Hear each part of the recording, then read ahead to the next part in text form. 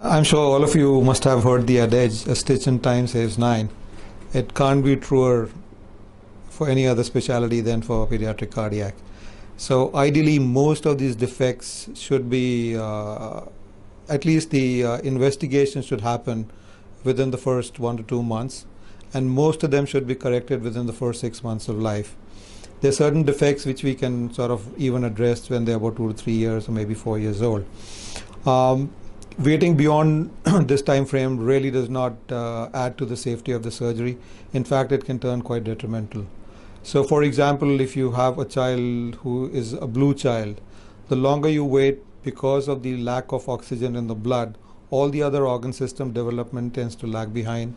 They can have bleeding into the brains, they can have bleeding into the lungs, and in general the wherewithal and the overall well-being of the child is severely compromised.